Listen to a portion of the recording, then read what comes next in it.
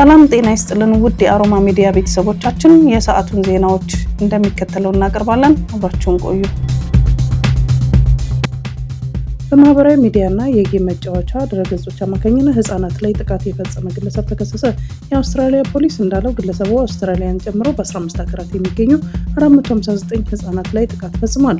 የ27 ዓመቱ ግለሰብ በ596 ጥቃቶች የተከሰሰ ሲሆን ጥቃቱ መፈጸሙን የሚያሳዩ ከ23,000 በላይ ቪዲዮዎችን በኤሌክትሮኒክስ መገልገያዎች ላይ መገኘታቸውን ፖሊስ አስታውቋል። የኪዊንስላንድ ፖሊስ መርማሪ ሱፐር ኢንቴንደንት ዴንዘን ክላርክ የተሰኙ ምስሎችና ቪዲዮዎች በርካታ ስለሆኑ ተጎጂዎችን ለመለየት ጊዜ ወስዷል ብሏል። እስካሁን 360 ተጎጂዎች የተለዩ ሲሆን ምርመራው እንደቀጠለ ነው። ጥቃት የደረሰባቸው ህጻናት ወንዶች ከ7 ዓመት እስከ 15 ዓመት ይሆናቸዋል። በማህበራዊ ሚዲያና የጌም መጫወቻ ድረገጾች ላይ ህጻናት ወሲባዊ ይዘት ያላቸው ምስሎች እንዲነሱ የሚደርስባቸውን ጫናና ማስፈራሪያ አስከፊ እየሆነ መምጣቱን ፖሊስ ገልጿል። የተከሰሰው ግለሰብ በበይነ መረብ ላይ ራሱን እንደ ሴትም እንደ ወንድም በማቅረብ ህጻናቱን ኢላማ ያደረገው በአውሮፓውያኑ ከ2018 እስከ 2025 እንደሆነ ፖሊስ አስታውቋል። የሩሲያው የውጭ ጉዳይ ሚኒስትር ሰርጌይ ላቭሮቭ በአሁኑ ጊዜ በአሜሪካና በኢራን መካከል ያለውን ሁኔታ ሊፈነዳ የሚችል በማለት አደገኝነቱን ገለጹ። ላቭሮቭ ለሩሲያ መንግስት ዜና አገልግሎት ታስ እንደተናገሩት ሀገራቸው በኢራንና በአሜሪካ መካከል አደራዳሪ ሆና መቅረብ እንደማትፈልግም ተናግረዋል። ሩሲያ ያለውን ሁኔታ በመከታተልና በመገምገም ላይ ናት ሲሉ የውጭ ጉዳይ ሚኒስትሩ ሩሲያ በድርድር ውስጥ ሚና እንደሌላት አመልክተዋል። ጨምሮም ኢራን ለሩሲያ የቅርብ አጋርና ጎረቤት ናት በማለት ሁኔታውን እንዴት እዚህ እንደደረሰ በመረዳት በኩል ግድ የማይሰጠን አይደለንም፣ ሁኔታው ለኢራን ብቻ ሳይሆን ለመላው የመካከለኛ ምስራቅ ጭምር አደገኛ ነው ብለዋል። ሰርጌይ ላቭሮቭ በምሳሌ በአካባቢው ባልታሰበ ሁኔታ ሊፈነዱ የሚችሉ ቦምቦች አሉ በማለት በየትኛውም ስምምነት ላይ ከተደረሰ ተግባራዊ እንዲሆኑ ለመረዳት ዝግጁ መሆናቸውን ኢራኖችና እስራኤላውያኖች ያውቃሉ ብለዋል። ከፍተኛ የሩሲያ ወታደራዊ ጀነራል በዋና ከተማ ሞስኮ ውስጥ በበርካታ ጥይቶች ተመተው እንደቆሰሉ ተዘገበ። ሌተናል ጀነራል ቭላድሚር አሌክሴየቭ በመኖሪያ ህንፃ አካባቢ ጥቃቱ ከተፈጸመባቸው በኋላ ወዲያውኑ ወደ ሆስፒታል የተወሰዱ ሲሆን ያሉበት ሁኔታ አልታወቀም። ጀነራሉ በሩሲያ ወታደራዊ አመራር ውስጥ በከፍተኛ ደረጃ ላይ የሚገኙ መኮንን ሲሆኑ ሩሲያ ከዩክሬን ጋር ጦርነት ውስጥ በገባችበት ባለፉት 4 ዓመታት ኢላማ ከተደረጉ ከፍተኛ ወታደራዊ አመራሮች መካከል የቅርብ ጊዜው ናቸው። ጀነራሉ በአውሮፓውያን 2018 በዩናይትድ ኪንግደም ውስጥ ከተፈጸመ የነርቭ ጋዛ ጥቃት ጋር በተያያዘ በአውሮፓ ህብረት ዕቀባ ተጥሎባቸዋል። ሌተናል ጀነራል ቭላድሚር ሆስፒታል መግባታቸውንና ስለ ጥቃቱ ምርመራ እየተደረገ መሆኑን መንግስት አስታውቋል። ሌተናል ጀነራል ቭላድሚር ሆስፒታል መግባታቸውንና ስለ ጥቃቱ ምርመራ እየተደረገ መሆኑን መንግስት አስታውቋል። ጀነራሉ በዩክሬን ጦርነት ውስጥ ጉልህ ሚና ያላቸው ሲሆን በፑቲን ላይ አምጾ የነበረው የቫግነር መሪ የቪጌኒ ፕሪጎዥንን የማግባባት እንዲሁም በሌሎች ንግግሮች ውስጥ ተሳታፊ ነበሩ። አርብ ጠዋት ከተፈጸመው ጥቃት ጀርባ ማን እንዳለ እስካሁን የታወቀ ነገር የለም። ከዚህ ቀደም ሩሲያ ወታደራዊ አመራሮች ላይ ለተፈጸመው ጥቃት ዩክሬን ኃላፊነቱን ወስዳ ነበር። ከ2 ዓመታት በፊት የሩሲያ የባዮሎጂካልና የኬሚካል ጦር መሳሪያ መከላከያ ጦር አዛዥ የነበሩ ሌተናል ጀነራል ኢጎር ኪሪሎቭ ሞስኮ ውስጥ በመኪና ላይ በተጠመደ ቦምብ መገደላቸው ይታወሳል። በፓኪስታን ዋና ከተማ ኢስላማባድ ውስጥ በሚገኝ የአንድ የሺአ መስጊድ ለአርብ ጾረት በተሰበሰቡ ሰዎች ላይ በተፈጸመ የፍንዳታ ጥቃት ቢያንስ 30 ሰዎች ተገደሉ። በመስጊድ ውስጥ የተፈጸመ ጥቃት ተከትሎ በከተማ ውስጥ የሚገኙ 3 ሆስፒታሎች የአደጋ ጊዜ ታውጆ የተጎጂውን ሰዎች እንዲያክሙ ተደርጓል። አንድ የመንግስት ባለስልጣናት እንዳስታወቁት በፍንዳታው ከተገደሉት ከ30 በላይ ሰዎች ተጨማሪ 160 በላይ ሰዎች የመቁሰል ጉዳት ደርሶባቸዋል። የፍንዳታው ምክንያት ምን እንደሆነ እስካሁን የታወቀ ነገር ባይኖርም ዘገባዎቹ ግን ፍንዳታው በአጥፍቶ ጠፊ ጥቃት የተፈጠረ መሆኑን እያመለከቱ ነው። በመስጊድ ውስጥ ለጾረት በተሰበሰቡ ሙስሊሞች ላይ የተፈጸመው የፍንዳታ ጥቃት የፓኪስታን ፕሬዝዳንት አሲፍ አሊ ዛርዳሪ በጽኑ አውግዘውታል። ፕሬዝዳንቱ እንዳሉት ንጹሃን ሰዎች ኢላማ አድርጎ ጥቃት መፈጸም በሰብአዊነት ላይ የሚፈጸም ወንጀል ነው። ጨምረውም አጠቃላዩን የፓኪስታን ሕዝብ በጥቃቱ ከተጎዱት ሰዎች ቤተሰቦች ጎን ይቆማሉ በማለት መናገራቸውን አሶሺየትድ ፕሬስ የዜና ወኪል ዘግቧል።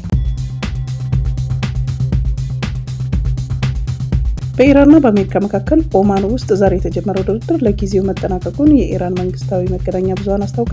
በዛሬው ዕለት ስለተካሄደው ንግግር ምንም አይነት ዝርዝር መረጃ ያልወጣ ሲሆን ድርድሩ በመጪዎቹ ቀናቶች ስለመቀጠሉ የተባለ ነገር የለም። በአሜሪካና በኢራን ከፍተኛ ባለስልጣናት ኦማን ዋና ከተማ መስካት ውስጥ በአገሪቱ ባለስልጣናት አሸማጋይነት መካሄድ የጀመረው ንግግር በሁለቱ ሀገራት መካከል የተፈጠረውን ወደ ግጭት የሚያመራ ውጥረት ያረገበ ነው።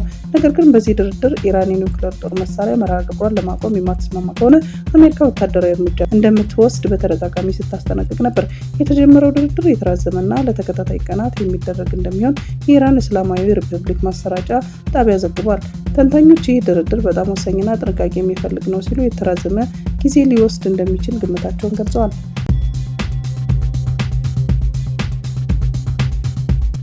በቅርቡ ለመንግስት እጃቸውን የሰጡት ኮሎኔል ፈንታ ሙሀቤ በሽብር ወንጀል ጥፋተኝነት ውሳኔ የተላለፈባቸው የፌዴራል ከፍተኛ ፍርድ ቤት ለግለሰቡ በጋዜጣ ጥሪ ቢያደርግላቸውም ሊገኙ ባለመቻላቸው የቀረበባቸውን ክስ መከላከል አልቻሉም በሚል ከ15 ዓመት እስከ ሞት በሚያደርስ ሊቀጣ በሚችል ወንጀል ጥፋተኛ ሆነዋል ሲል ፍርድ ቤቱ በይኗል። በዓለም አቀፍ የጤና ዘርፍ ላለፉት ዓመታት የተመዘገቡ ስኬቶች በትልልቅ ሀገራት የገንዘብ ድጋፍ ቅነሳ ምክንያት አደጋ ላይ መውደቃቸው ተገለጸ።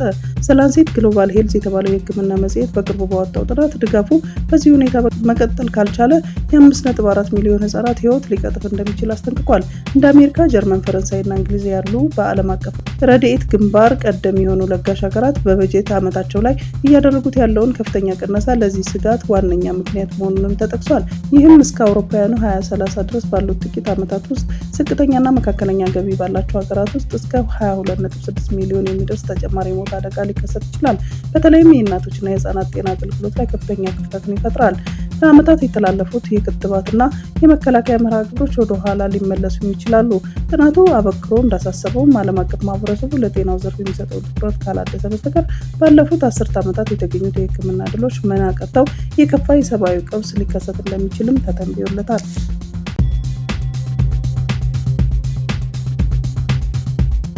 ሩሲያ ጾታ የቀየሩ ግለሰቦች ልጆችን በማደጎ እንዳይወስዱ የሚያግድ ህግ አጸደቀች። የሩሲያ ፕሬዝዳንት ቭላድሚር ፑቲን በሀገሪቱ የሚገኙ ትራንስጀንደር ግለሰቦች ህጻናትን በጉዲፈቻም ሆነ በሞግዚትነት እንዳያሳድጉ የሚከለክል አዲስና ጠንካራ ህግ በይፋ ፈርመው አጽድቀዋል። ይህ ውሳኔ ሞስኮ ባህላዊ የቤተሰብ እሴቶችን ለመጠበቅ በሚል ከወሰደቻቸው ተከታታይ እርምጃዎች መካከል ዋነኛ ሆኖ ተመዝግቧል። ይህ አዲስ ድንጋጌ በሩሲያ ምድር ጾታን ለመቀየር የሚያደርጉ ማንኛውንም አይነት የህክምና ሂደቶች፣ የቀዶ ጥገና፣ የሆርሞን ህክምናዎች ሙሉ በሙሉ ያግዳል። በተጨማሪ ግለሰቦች በመንግስት መታወቂያ ሰነዶቻቸው ላይ ጾታቸውን መቀየር የማይችሉ ሲሆን ከዚህ ቀደም ጾታቸውን ቀይረው ትዳር የመሰረቱ ግለሰቦች ጋብቻን በህግ ፊት ተቀባይነት እንደሌለው እና እንደሚፈርስ ተደንግጓል። የህጉ ተጽዕኖ በሩሲያ ዜጎች ላይ ብቻ የተገደበ አይደለም። ጾታ መቀየርን በህግ የሚፈቅዱ የውጭ ሀገራት ዜጎች ከሩሲያ ልጆች በጉዲፈቻ እንዳይወሰዱ በቋሚነት እገዳ ተጥሎባቸዋል። የሩሲያ ባለስልጣናት ይህንን እርምጃ ከምዕራባውያን አጥፊ ተጽዕኖችና በተፈጥሮ ውጪ ከሆነ አስተሳሰብ ህጻናትን ለመታደግ የተወሰደ ወሳኝ እርምጃ ነው ሲሉ ተከራክረዋል። በሌላ በኩል ዓለም አቀፍ የሰብአዊ መብት ተሟጋች ድርጅቶች ህጉ አድላዊ፣ ጭካኔ የተሞላበትና የዜጎች መሰረታዊ ጤናና የመኖር መብት የሚጋፋ ነው ሲሉ አጥብቀው ተቃውመውታል። ሩሲያ ከዚህ ቀደም ዓለም አቀፍ የኤልጂቢቲኪው ንቅናቄን አክራሪ ድርጅት በሚል መፈረጇን የሚታወስ ሲሆን ይህ አዲስ ህግ በሀገሪቱ ያለውን የሰብአዊ መብት አያያዝ ይበልጥ ጥያቄ ውስጥ ከቶታል።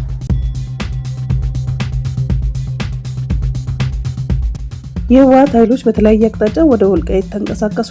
ታጣቂ ቡድኑ ወደ ወልቃይት ግባ የሚል ትዕዛዝም ተሰጥቷል። 3 የአንድ አፍታ ሚዲያዎች ምንጮች የህወሓት ወታደሮች ወደ ወልቃይት አቅጣጫ መንቀሳቀሳቸውን ዘግቧል። እንደ ምንጮቹ ገለጻ ኃይሉ በዋልድባ አቅጣጫ፣ በሽራሮና በሱዳን አቅጣጫ ተንቀሳቅሷል። ከዚህ በተጨማሪም ባለፈው ሳምንት በጠለምት በነበረው ውጊያ የተሳተፉት የአርሚ 35 ወታደሮች ሽሬ ከተማ እንዲቆዩ መደረጉን የአንድ አፍታ ሚዲያ ምንጮች ተናግረዋል።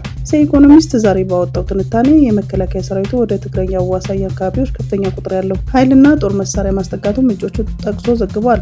ዘገባውን ከሰሞኑ የህወሓት ኃይሎች ተከዜ ወንዝን ተሻግረው ጥቃት መክፈታቸውና ወልቃይት ጠለምትን ለመቆጣጠር መሞከራቸው ፌዴራል መንግስቱ ለዋና ጥቃት እንደ ቅድመ ዝግጅት እንደወሰደው አትቷል። ይህም በህወሓት በኩል የሱዳን ኮሪደርን ለመቆጣጠር አሁን ፍላጎት መኖሩን ያሳያል ያለው ጋዜጣው ሁኔታውን ተከትሎ የመከላከያ ሰራዊት ሰፊ ቁጥር ያለው ወታደርና የጦር መሳሪያ ወደ ትግራይ ድንበሮች እያንቀሳቀሰ መሆኑን ተጠቅሷል። በጦርነቱ 55,000 ወታደሮች ተገለውብናል ሲሉ ዘለንስኪ ገለጹ።